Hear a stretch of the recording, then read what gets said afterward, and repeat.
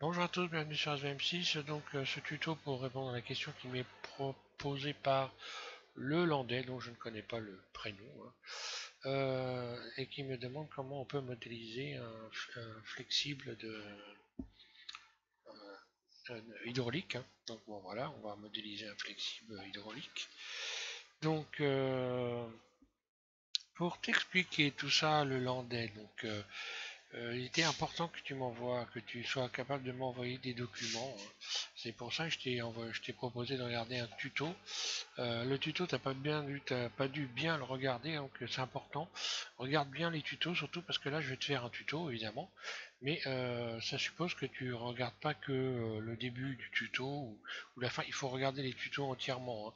Je suppose que t'as pas dû regarder le tuto entièrement et donc tu as zappé quelque chose forcément, hein.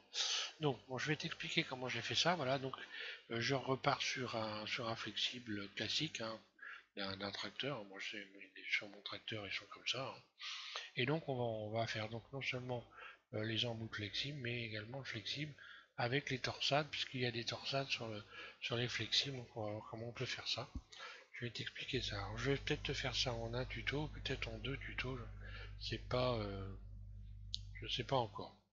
Euh, voilà, donc c'est parti. Donc première des choses, on va partir sur le boulon,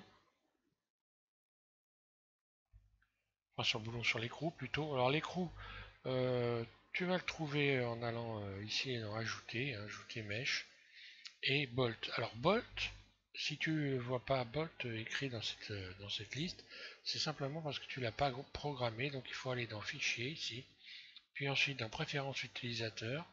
Ça ouvre cette fenêtre, il suffit donc ensuite d'aller dans addon ici, de taper bolt, B OLT, donc là, voilà, on voit marqué Bolt Factory. Tu vas cocher cette petite case ici, et puis simplement enregistrer ici les préférences utilisateurs, et puis ensuite on referme ici directement, et à partir de là, on se retrouve avec, lorsqu'on va dans Mesh ici, Bolt.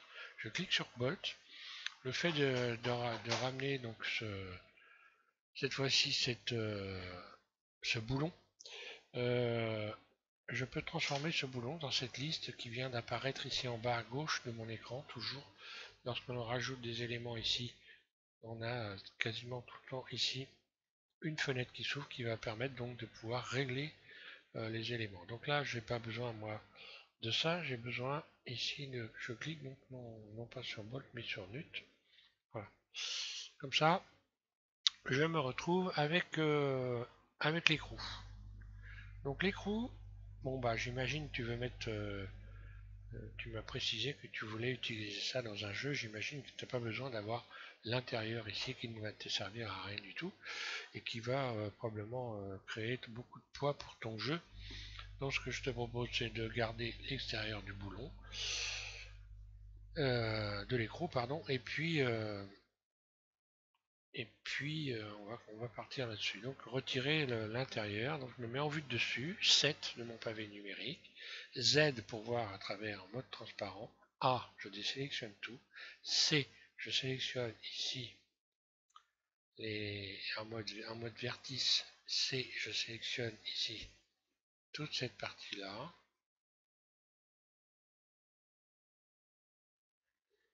que je vais supprimer X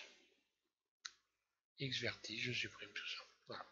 Donc je me retrouve avec la partie extérieure ici. Je vais pouvoir donc remodéliser. Donc je suis toujours en vue de dessus. Ici j'ai sélectionné tout le tour en faisant Alt, un clic droit. J'ai sélectionné tout le cercle. Ici extrude surface. Et je vais refaire recréer le boulon correctement. L'écrou, pardon. Extrude surface. Moi j'ai un peu de mal avec les boulons. Voilà. Une fois que j'ai fait ça, donc je vais pouvoir faire une extension de surface pour commencer à modéliser la partie haute de, de cette pièce. Alors, surface, je réduis un peu, hein. Voilà. Donc extrude, Je viens créer comme ceci un petit bord. Puis je vais refaire une extension de surface, je me mets en vue 1, extrude surface pour venir à peu près recadrer euh, au cercle ici. Puis extrude.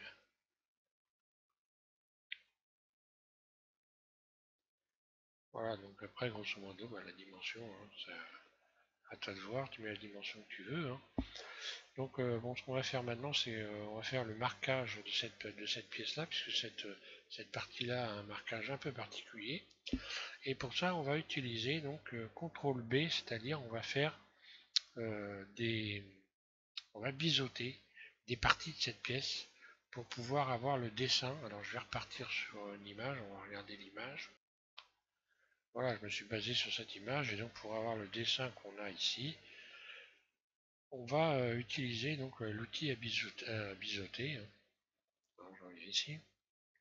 Alors pour faire ça, je vais me mettre en vue 1, je vais sélectionner toutes les arêtes ici, mode arête, je me mets en mode arête, Z mode transparent, A je désélectionne tout, B je sélectionne, pardon, B, C pardon, toutes ces arêtes là.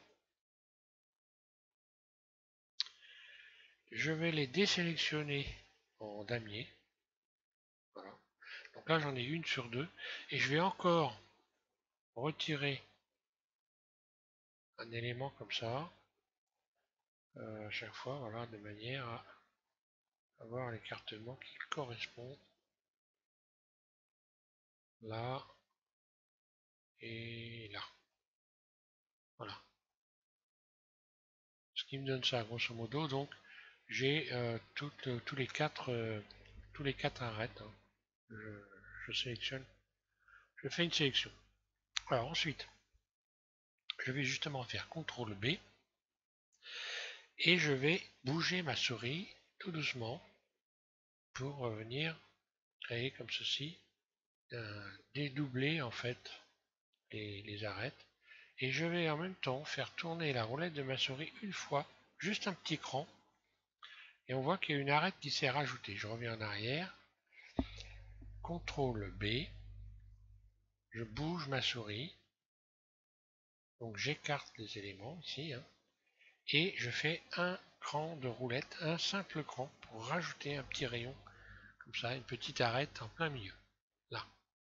Ce qui fait que là, automatiquement, ce qui s'est produit, c'est que j'ai trois arêtes qui sont sélectionnées à chaque fois, et je vais faire CTRL- pour ne garder que l'arête qui se trouve au milieu, et je vais donc agrandir, repousser cette arête vers l'extérieur, ces arêtes vers l'extérieur. Donc CTRL-. Donc là, il ne me reste plus que cette arête qui est au centre, et je n'ai plus qu'à faire surface, donc j'agrandis la surface, sauf que la surface, je ne vais pas l'agrandir sur tous les axes, parce qu'en faisant surface, ce qu'on voit, c'est que j'ai également agrandi la surface sur l'axe Z. Donc je vais aller ici dans cette fenêtre, qu'on a toujours. Hein. Quand on fait surface, on a automatiquement cette fenêtre qui s'ouvre, redimensionnée. Et là, je vais décocher, je vais cocher X et Y. Voilà. Comme ça, l'extension que j'ai faite, la surface que j'ai faite, elle n'est active que sur l'axe X, Y. Et voilà ce que j'obtiens.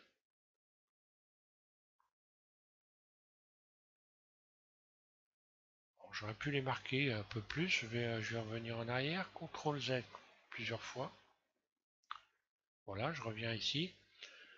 Je vais les faire un peu plus larges parce que pour les voir un peu mieux, ce que j'ai fait sur le premier flexible, c'était un peu léger. Donc je recommence, CTRL B. Là, je vais agrandir un petit peu plus que ce que j'ai agrandi, voilà. Pour avoir un marquage suffisamment conséquent. Hop, un tour de roulette. CTRL-, surface, j'agrandis. Et ici, je sélectionne X et Y. Voilà, ça va être un peu plus marqué. Après, hein, on peut marquer encore davantage. Donc, quand on observe cette pièce-là, on voit que également à un niveau ici, on a la même chose. Hein, on a un autre un autre marquage. Donc je vais recommencer, CTRL B, comme ceci, un peu plus, un tour de roulette, CTRL moins, et surface. Et là, cette fois-ci, bah, je peux laisser XY, voilà, donc je peux laisser comme ça. Ce qui me donne ça. Ensuite, bah, pour le haut de cette partie-là, je vais faire donc extrude surface. Je vais arrondir les bords. Ouais. Extrude. Je lève un tout petit peu.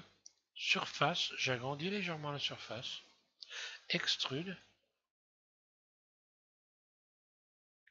Et je vais faire un petit bord comme ça. Puis extrude surface. Voilà. Et là, je vais refaire un cercle. Pour avoir donc le tour complètement. Je vais refaire cercle. En utilisant la boîte à outils qui s'appelle Loop Tool. Qu'on retrouve ici. Voilà, tout en bas de cette liste ici. Hein. Donc je vais dans Outils ici. Tout en bas de Outils, j'ai Loop Tool. Encore une fois, si tu ne l'as pas, Loop Tool, il faut aller le programmer comme j'ai fait pour programmer les boulons et les écrous avec ici dans enregistrer les préférences. Alors là, je vais faire cercle et retransformer cette partie-là en cercle. Alors ce qui s'est passé, c'est que on voit ici l'alignement n'est pas terrible, donc je vais faire une rotation. Je me mets en vue de dessus, je vais faire une rotation pour venir un peu réagencer. Je fais une très légère rotation pour venir un peu réagencer mes vertices. Alors bon, c'est pas vital, fondamental, je veux dire, mais bon, on essaie de faire quelque chose de bien quand même. Voilà, je me remets en mode vertice. Et puis là, surface, je vais l'agrandir un peu, voilà, et extrude vers l'intérieur, hop, et voilà. Donc grosso modo, après je peux toujours, par exemple ici, pour avoir un bord plus sympa, je sélectionne ici donc Alt, un clic droit, cet ensemble ici, ce rayon-là, CTRL B, j'appuie sur Shift en continu pour aller tout doucement, et je fais un petit bord arrondi en rajoutant un rayon, même deux rayons. Hop là, je vais aller trop loin. Voilà, pour avoir un bord un peu arrondi ici. Alors maintenant pour l'adoucir, je vais aller ici, hein, rajouter un modificateur, donc la clé plate, modificateur, et je vais rajouter, pop, subdivision de surface. Voilà, je fais une subdivision de surface, et puis je vais également l'adoucir ici dans Outils, en mode objet, et adoucir. Là, voilà. Alors si je fais ça, évidemment, ça veut dire qu'il va falloir que je vais être obligé de remettre des rayons de tension de surface pour donc avoir des arêtes qui soient donc pas adoucies comme ça, pour avoir des belles arêtes. Donc là, je vais rajouter des rayons de tension de surface, voilà. Donc là, j'ai fait CTRL R, je positionne mon curseur de souris ici, CTRL R, un clic gauche, je fais tout de suite, je bouge ma souris, je fais glisser mon rayon, CTRL R, un clic gauche, je fais tout de suite bouger mon rayon, que je remonte, hein, donc je bouge tout simplement ma souris, voilà. Ici, on peut rajouter quelques rayons ici. Alors sur des petites, voilà, des petites surfaces comme ça, moi je me casse pas la tête, je rajoute quelques rayons, CTRL R, je fais 3, voilà, et ça vient retendre les surfaces directement. Après ça dépend un peu aussi de l'espace qu'on a, est-ce qu'on a les moyens de... Hein, est-ce que la machine va supporter d'avoir un poids, une surcharge ou pas. Donc après on fait en fonction de son matériel, hein, ici donc je retends toutes ces surfaces.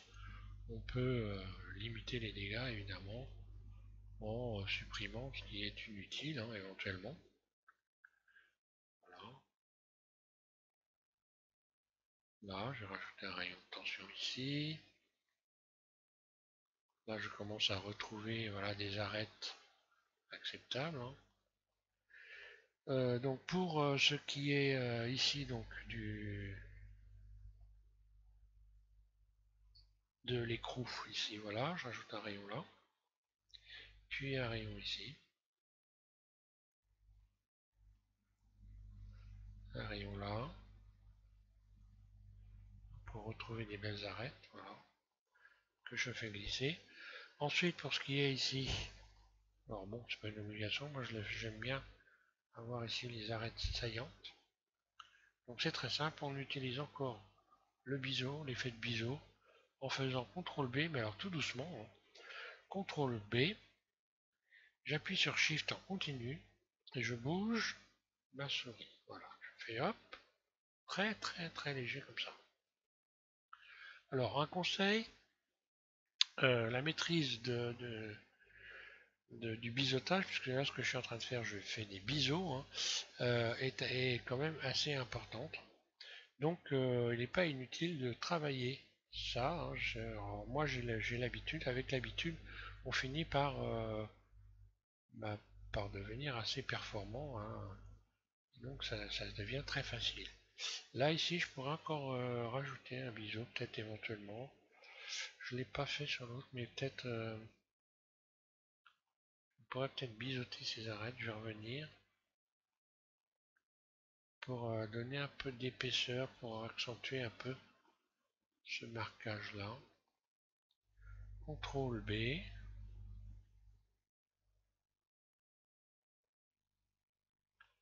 Là voilà, là c'est très marqué maintenant. Je trouve ça plutôt pas mal.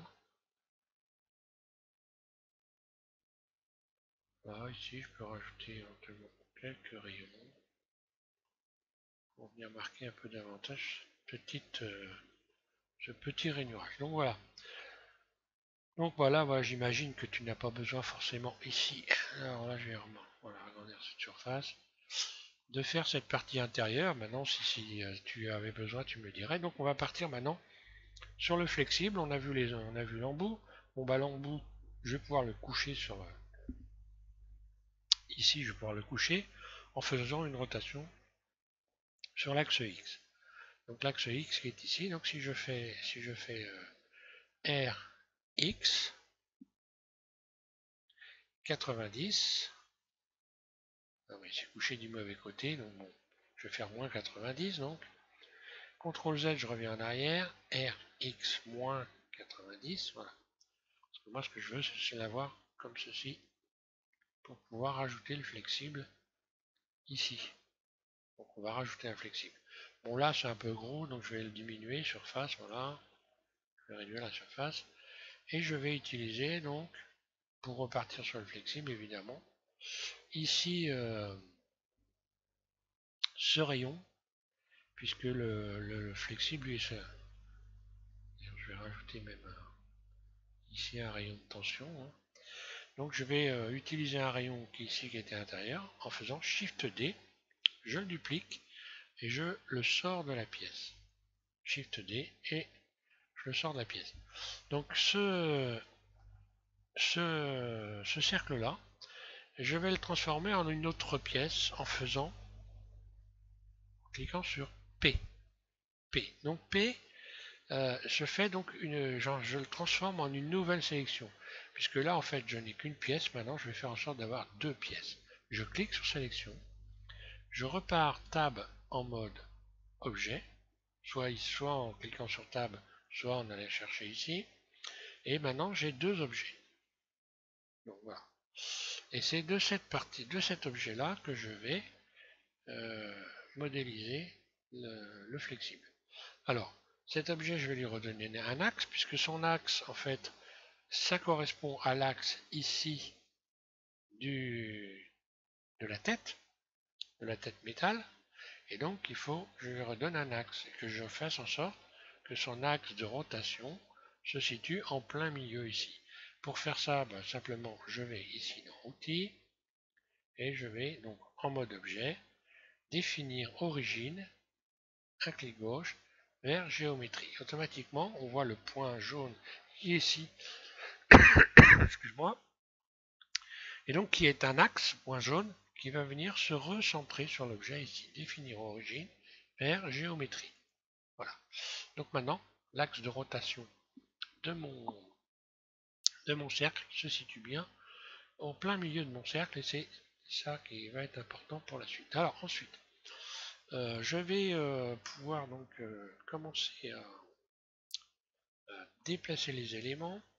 Donc ici, l'embout, je vais le déplacer carrément ici, voilà, sur le bord ici. Et je vais ramener mon cercle qui est là, au centre ici. Le centre donc de la scène, hein, qui est donc à la croisée de l'axe X et Y, c'est le centre de la scène. Pour être sûr d'être bien au centre de la scène, je vais faire Shift S, curseur vers le centre, un clic gauche. Donc mon curseur est bien au centre. Et maintenant, ma sélection, je vais la ramener vers le curseur 3D. Le curseur 3D qui est ce cercle avec des points, enfin des tirés rouge et blanc. Ça, c'est le curseur 3D. Donc je fais encore une fois Shift S. Et donc l'objet qui est sélectionné, c'est-à-dire le cercle, va être décalé en faisant sélection vers le curseur. J'envoie donc ma sélection vers mon curseur 3D, un clic gauche. Voilà. Donc à partir de là, mon cercle se retrouve en plein milieu de ma scène et il est bien axé. Je vais pouvoir utiliser un modificateur puisqu'on va visser, ce cercle de manière à obtenir un rainurage comme il y a sur les flexibles, puisque les flexibles, en fait, on voit bien quand on regarde un flexible qu'il y a donc c'est une gaine qui est entourée et donc on voit un très léger marquage sur le caoutchouc. Donc pour faire ça, après, tu n'es pas obligé, tu peux faire directement extrude et ne pas se casser la tête hein, si tu veux pas arriver à faire ce marquage. Moi, je vais le faire pour que ça soit bien, donc je vais utiliser un modificateur ici. Donc sur cette clip là, je clique et je vais utiliser le modificateur visser. Je vais visser donc en allant ici, voilà. Un clic gauche, voilà. Voilà, je vais mettre comme ça. Alors, une fois que j'ai cliqué sur visser, je me retrouve avec ici le modificateur qui vient d'apparaître ici dans la liste. À chaque fois qu'on rajoute un modificateur, ici la liste vient s'agrandir à chaque modificateur que l'on rajoute. Ensuite, pour faire visser ce cercle, je vais donc ici modifier la valeur qui est ici 0 et je vais modifier la valeur. Donc là, je vais mettre 1 carrément. Je vais éviter d'avoir de manière à avoir des valeurs fixes pour le moment. Alors ce qu'on voit, en fait, c'est que en faisant ça, j'ai créé une sorte de spirale. On la voit, la spirale, et c'est cette spirale-là qui va me permettre de faire un marquage sur le flexible. Donc ensuite, je vais déjà commencer par recalculer ici. Calculer, non pas calculer, mais inverser. Je coche inverser pour avoir les faces les plus claires à l'extérieur, hein, comme ici, parce que les faces ont un côté. Hein. Il y a un côté intérieur, un côté extérieur. On choisit celui qu'on veut. Moi, j'ai choisi de garder comme côté extérieur les faces les plus claires. Donc, on peut, par exemple, choisir de garder les faces foncées à l'extérieur. Donc voilà, faut pas se tromper. Une face, il y a deux côtés qui sont différents. Alors ensuite, là, je vais être obligé donc de me servir de cette spirale que je viens de créer ici. Donc là, on voit bien que la spirale, en fait, elle va pas tellement correspondre aux bandes que l'on voit. Hein. Je vais me remettre en vue de 3. Les bandes, ça va pas être assez allongé. Donc là, je vais carrément taper 2 pour le moment, à la place de 1, pour venir agrandir ici. Et je vais même continuer parce qu'il va falloir que j'ai une spirale qui me permette de faire des bandes. Je vais aller jusqu'à 3 peut-être. 3. Là, je pense que ça devrait aller pour pouvoir faire des bandes correctes. Alors, donc une fois que j'ai fait ça, j'ai rajouté des éléments en faisant visser. On verra itération par l'instant. Pour le moment, je vais garder ça. Et puis, donc, je vais ici cocher fusionner les vertices. Voilà. Parce que là, j'ai rajouté des éléments en faisant visser. Et donc, bah, j'ai pas eu itération, non, bah, c'est pas une obligation, mais bon, peu importe, c'est pas grave. J'ai un nombre fixe ici, alors donc surtout ici, il faut mettre 1, 2 ou 3 ou 4, mais pas n'importe quelle valeur, hein. Et une fois que j'ai fait ça, bah, je vais pouvoir appliquer visser. Voilà, j'applique visser. Maintenant, je peux emmener mon objet en mode Edit, et voilà ce qu'on voit. On la voit, la spirale. Donc je vais sélectionner un rayon, comme ça, de ce côté-là. Alors là, je suis en vue 3, hein, je me mets en vue 3. Je sélectionne un rayon de ce côté-là, et puis maintenant je vais mettre en vue CTRL 3, et je vais en sélectionner un autre, par exemple ici. Voilà. Et là, on voit que je vais avoir des bandes.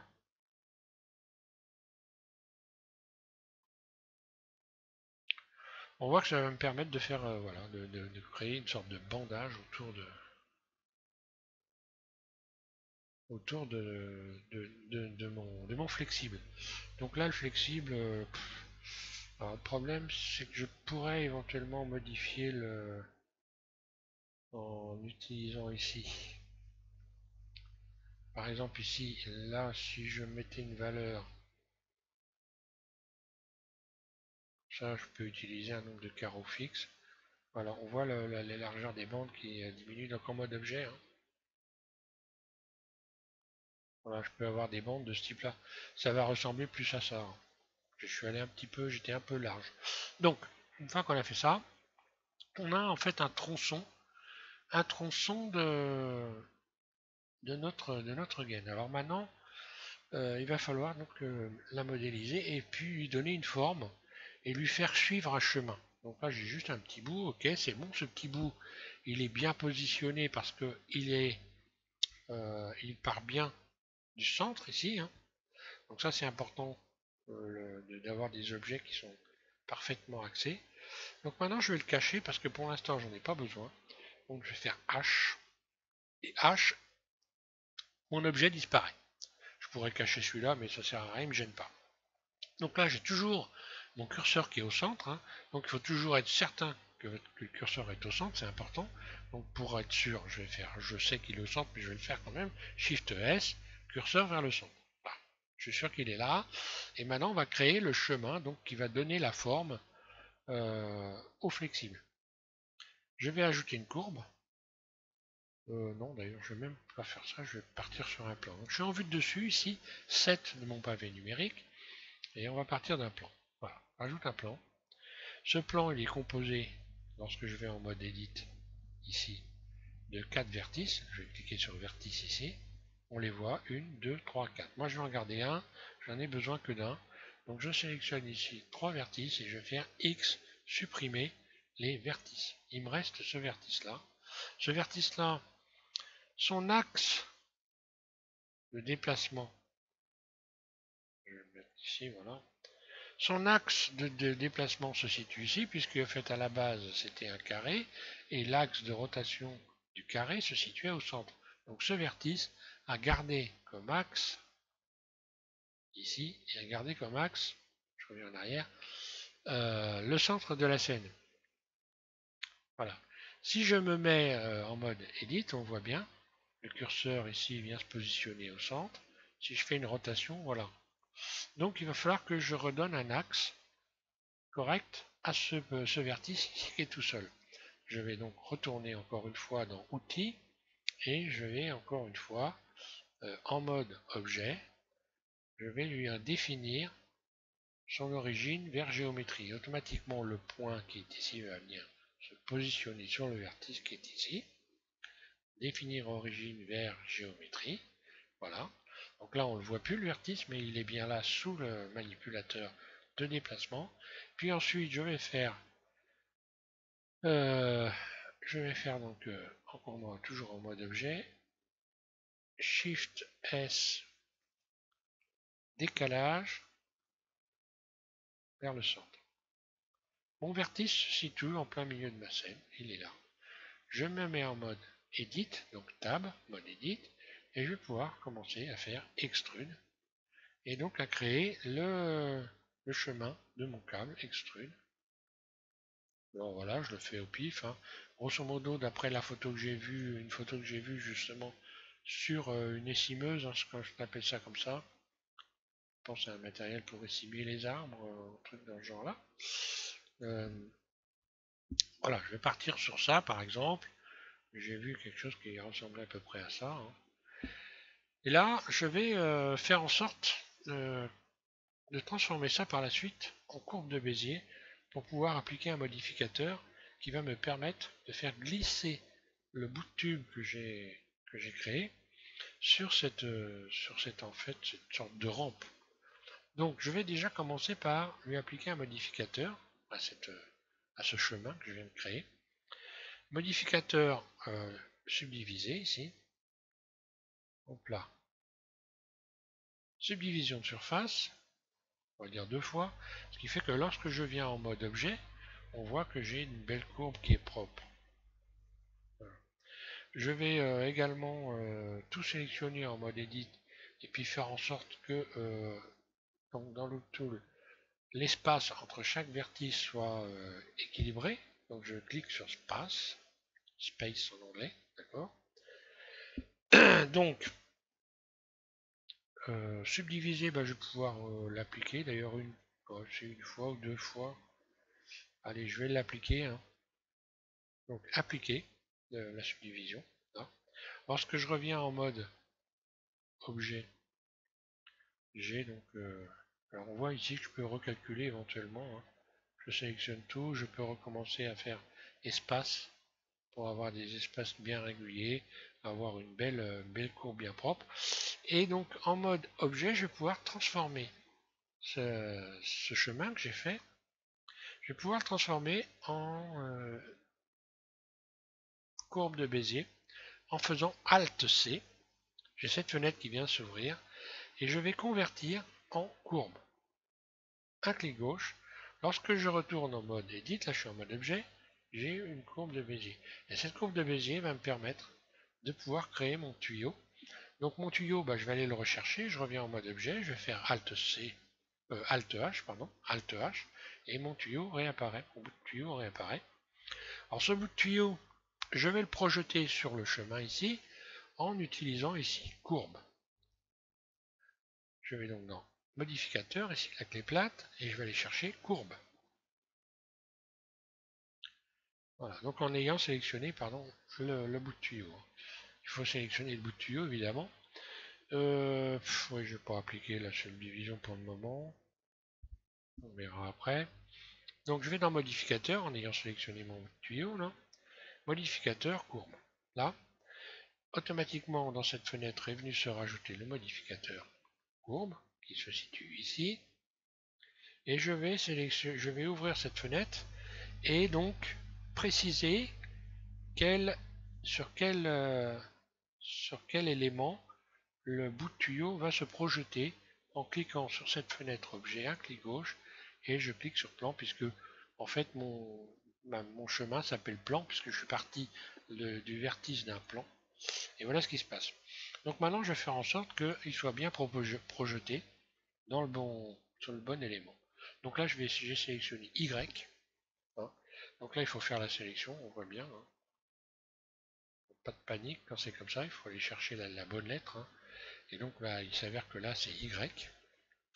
Et je vais pouvoir maintenant rajouter un élément, c'est-à-dire un élément qui va me permettre de multiplier cette portion de tuyau de manière à ce qu'elle vienne se prolonger sur son chemin ici.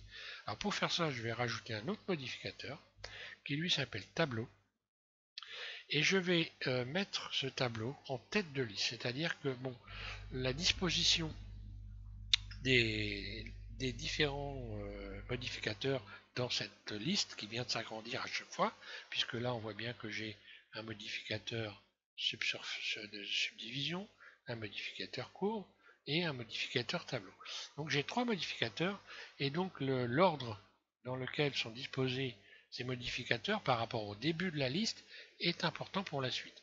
Donc ce que je vais faire, je vais ici modifier cette valeur et je vais donc remonter ici mon modificateur tableau. Voilà, je vais le remonter et je vais ici. Alors je vais le remonter en tête de liste. Pour le remonter, je clique sur les flèches ici. Hein, voilà. Là maintenant il se retrouve ici en tête de liste. Hein. Pour le descendre, je clique sur les flèches en bas. Pour le monter, je clique sur cette flèche là. Voilà. Donc moi mon modificateur se retrouve en haut de ma liste. Ici je vais modifier cette valeur. Je vais donc cocher ici et taper 0 à la place. Hein. Et par contre sur Z ici je vais mettre, sur Z ou sur Y peut-être, Y, je vais mettre 1, je pense que ça doit être ça la bonne solution, donc c'est pas ici, donc ça va être bien sur Z. Là je tape 1, voilà. Donc là est venu se greffer un autre bout de tuyau qui lui forcément va continuer à suivre le chemin ici, puisque en fait je l'ai programmé justement pour qu'il suive un chemin. On a utilisé donc le modificateur courbe. Alors ce qu'on voit ici, c'est qu'on a, une liaison ici. Donc ici je vais taper fusionner, et on voit qu'elle a disparu. Voilà. J'ai tapé fusionner, donc la couture qu'il y avait là est disparue. Et ensuite je vais pouvoir modifier le nombre d'éléments que je vais rajouter pour continuer sur le chemin ici. Donc pour rajouter des éléments, j'ai donc dans ce modificateur tableau la possibilité de modifier ici ce nombre et en l'augmentant, je clique donc sur les petites flèches et en l'augmentant, ben voilà, je commence à rajouter des éléments comme ceci. Donc là mon flexible, eh bien c'est bon, il est réalisé, je n'ai plus qu'à appliquer tous les modificateurs. Alors pour appliquer les modificateurs, je commence par celui du haut et je descends progressivement vers le bas. Alors il y en a un que je ne vais peut-être pas appliquer pour l'instant, c'est la subdivision, ici. Donc ce que je vais faire, je vais appliquer le tableau, puis appliquer les courbes, normalement ça doit le faire. Hein. Le modificateur n'est pas premier. Oui bon ok, je reviens en arrière.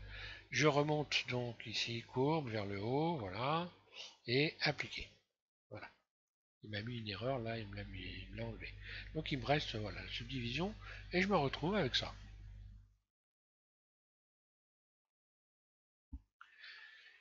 Eh bien, ça va me servir tout simplement à créer l'espèce de marque que l'on a sur ce bandage. C'est un bandage en quelque sorte. Hein. Et je vais pouvoir donc utiliser ça en faisant, encore une fois, en utilisant l'outil biseauté. Alors je vais mettre un peu plus près, voilà. Donc CTRL B, et je fais un biseau très léger. Et je vais rajouter un rayon milieu encore. Donc je reviens en arrière parce que là j'ai raté. CTRL B. Donc c'est toujours le même principe. Je fais tourner d'un cran ma souris. Et voilà, je me retrouve ici avec un rayon plein milieu. Ensuite je vais faire CTRL moins. Et je vais faire surface. Voilà. Et on voit que j'ai un marquage. Alors si je veux un marquage plus important, je peux encore refaire CTRL B. Voilà. Bon là il faut vraiment y aller doucement, doucement.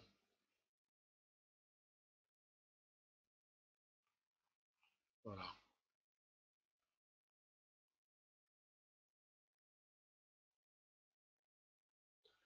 Donc là j'ai bien l'impression, ça donne bien l'impression d'avoir...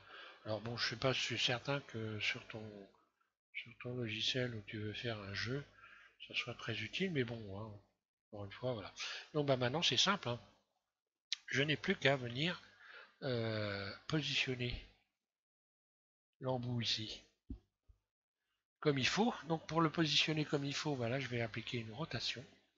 Donc je suis en vue de dessus, rotation.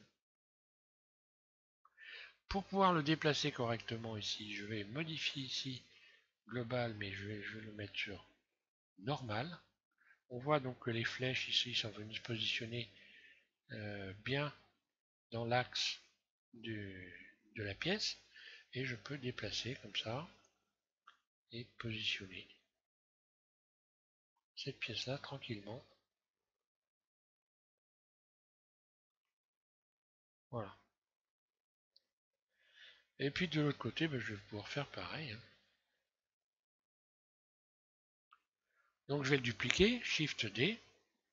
Alors soit je le duplique dans le mode objet, ce que je vais faire, soit j'aurais pu le dupliquer dans le mode edit. Hein.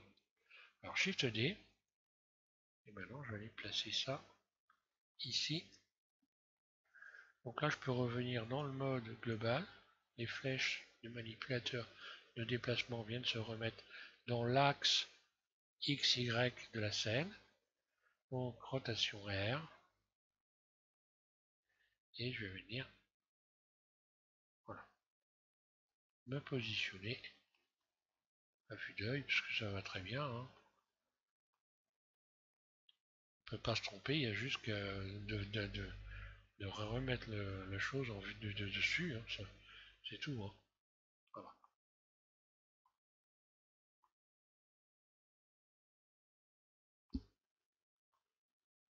Voilà, donc j'imagine que, bah, je sais pas, alors, si tu as besoin de texturer les éléments, euh, bah, tu me fais signe. Hein.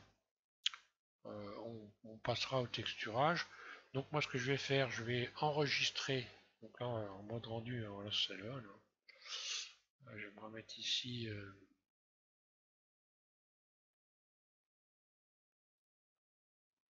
Donc je ne l'ai pas texturé. Donc si tu as besoin de texturer le texturer, tu me feras signe. On fera un texturage. Donc là voilà. Là, on voit mieux. Donc grosso modo, hein, si je prends les pièces une par une. Alors après il faut faire en sorte que les pièces soient liées les unes avec les autres. Hein. Je vais revenir, j'ai pas fini complètement.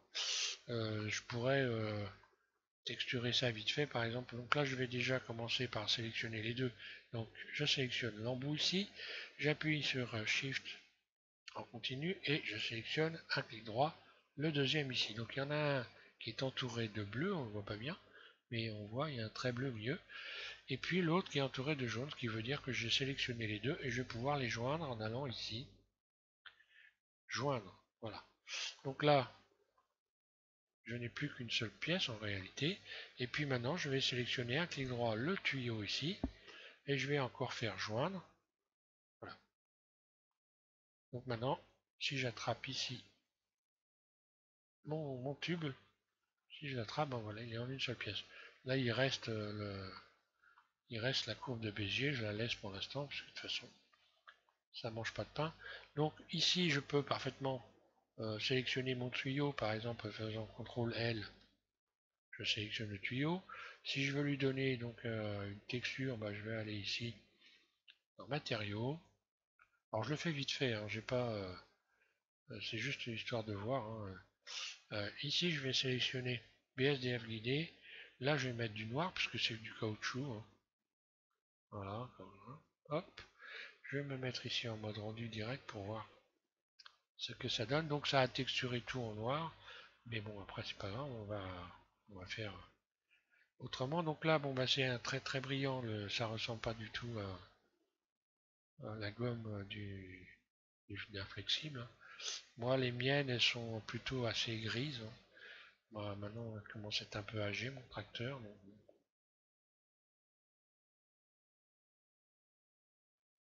Donc, je mets un petit peu de gris. Et puis, je vais rajouter un peu de rugosité. Et ici, voilà, je change les autres valeurs. Il n'y a rien. Ça, j'enlève. Grosso modo. Et je vais modifier un peu là. Ah, ici, je vais mettre noir, carrément bien noir. Spéculaire, il faut en mettre très très peu. C'est vraiment...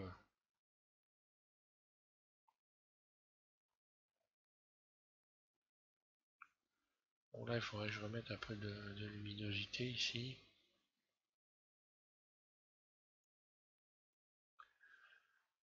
Donc, je vais aller modifier l'éclairage global. Voilà, ici, hop, je vais aller chercher ça là.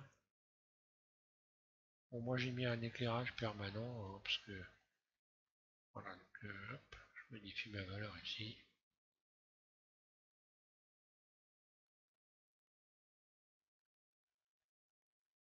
Allez, je vais garder ça pour le moment. Ça serait un peu moins brillant que ça, mais bon. Allez, c'est vraiment histoire de peaufiner. Donc je reviens ici en mode solide. Je vais maintenant inverser la sélection. Donc sélection, je vais l'inverser.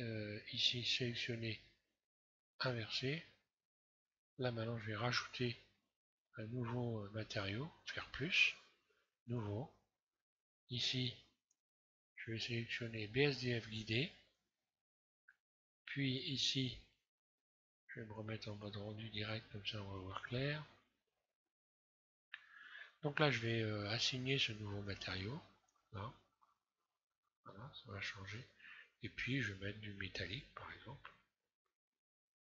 Bon, je le ferai en deux fois. Ce que j'ai fait sur la première démo, je l'ai fait en deux fois. Hein. Parce que là, j'ai fait une couleur plutôt alu.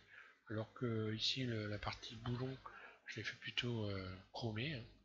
Mais bon, voilà, c'est histoire, encore une fois, juste de faire quelque chose de propre, quoi. Euh, la rugosité, un petit peu, mon métallique, peut-être un peu plus. Voilà, ça serait pas trop mal.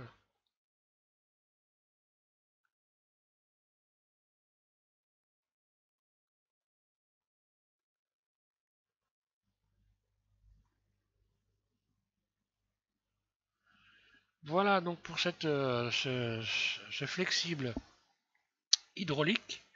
Je vais mettre en vue dessus. Donc voilà, si tu as des questions particulières, des choses que tu n'aurais pas compris éventuellement, donc il n'y a pas de problème. Hein, tu me fais un signe, je ferai en sorte de t'aider. Normalement, si tu regardes bien le tuto, hein, je t'ai donné tous les éléments pour y arriver. Hein. Donc encore une fois, un conseil surtout. Les tutos, hein, je te le dis à toi, mais je le dis tout le temps à tout le monde. Un tuto, des fois, ça peut paraître long. Euh, Ça peut paraître long, et puis, mais par contre, il est important de le regarder entièrement. L'idéal, quand on regarde un tuto, en fait, c'est de le regarder sans rien faire, et puis ensuite de passer à la modélisation une fois qu'on l'a regardé bien entier, et donc de le détailler élément par élément. Et c'est comme ça qu'on arrive à faire les choses le mieux possible. Hein. Voilà, donc si tu regardes bien le tuto entièrement, normalement il n'y a aucun problème. Maintenant, s'il y en a, tu me fais signe, il n'y a pas de souci. Voilà. Merci à tous de suivre James6. Au passage, je referai je vais refaire cette annonce. Hein. DJ Nebreda, donc, qui fait des tutos en français, donc comme moi, hein, avec qui j'ai souvent des échanges de commentaires, a changé le nom de sa chaîne et donc il s'appelle maintenant Blender DN33. Donc lorsque vous allez taper Blender DN33, vous aurez accès donc sur la page, hein, que ce soit euh, sur, sur Google, hein, vous verrez donc les derniers tutos qu'il a fait, ils apparaissent. Hein. Alors bon, comme il n'a pas mis Blender 3D, vous allez tomber sur la page des machines donc pour, euh, pour mixer la nourriture. Hein. Mais bon, finalement, c'est pas idiot. Hein. Il est tout seul sur cette page, tranquille. Personne vient l'embêter, donc c'est pas si mal en fin de compte. Voilà. Vous tapez donc Blender DN33 et vous allez tomber sur les tutos de DJ Nebreda. Entre parenthèses, je vous conseille de les regarder pour ceux qui ne l'ont jamais fait, parce que bah, ils sont intéressants, détaillés. Il y a souvent des histoires. Encore une fois, ça peut être comme les miens un peu long des fois. Sauf que ben voilà, c'est à ce prix-là que on finit par devenir performant avec cette application bien sympathique et gratuite qui est donc Blender 3D. Voilà, merci à tous de suivre ma chaîne et puis voilà, je vous invite à continuer. Hein. Je ne sais pas ce que je vais faire. Je vais certainement redévelopper encore les modificateurs, retravailler un peu là-dessus pour donner d'autres précisions. Voilà.